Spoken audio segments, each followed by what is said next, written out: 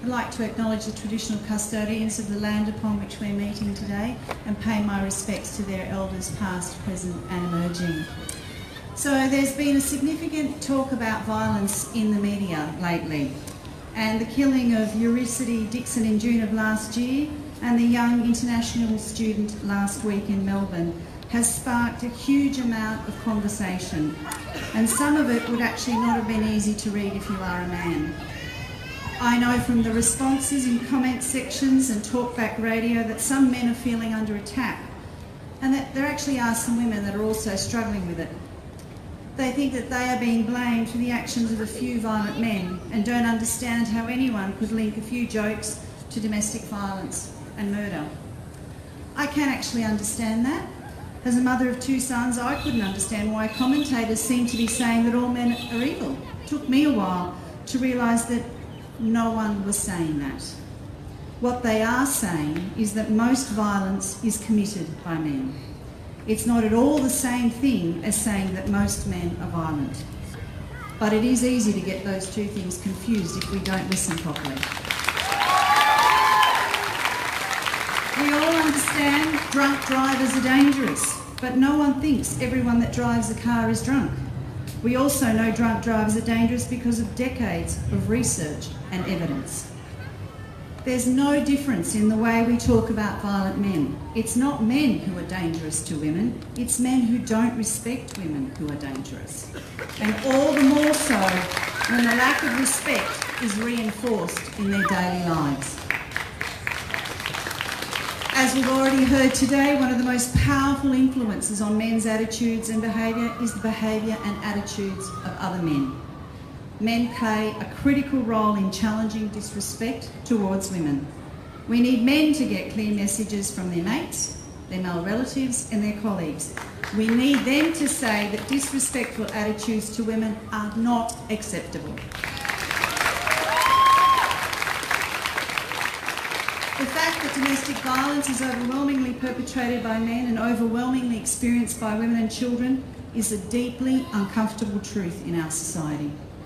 The problem is, however, that until we look at why it is that some of the men in our community choose violence, we will never be able to make a difference to the thousands of women and children suffering from it.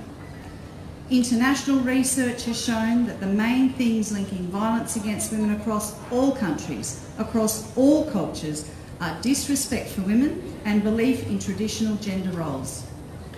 Today I marched because we need to keep the conversation happening about gender equality because we are not there yet.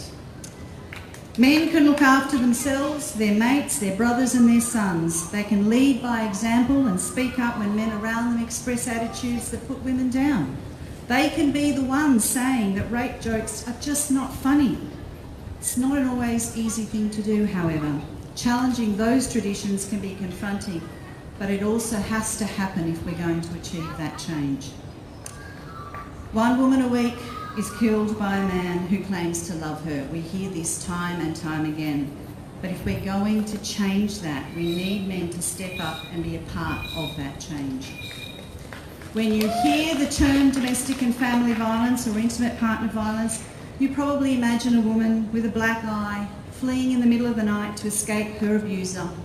While that image may be accurate, it does not capture the depth and breadth of what that woman has experienced. And it also does not bring into focus the man that has abused her.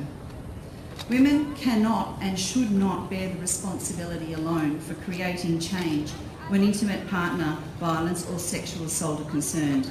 Many emotionally intelligent men are speaking out as allies. These are the men, the admirable men, who accept influence from women, respect them, honour them, and share power and control with them. They are demonstrating great courage and vulnerability by standing up against the message to man up.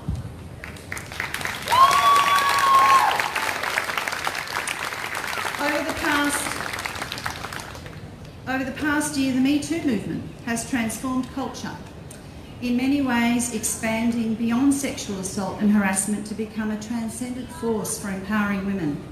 There have been discussions about what it's like for women to go on bad dates, how women must calculate the risk of mundane tasks like selling things online or going for a run, and why it's important to believe women when they tell their stories.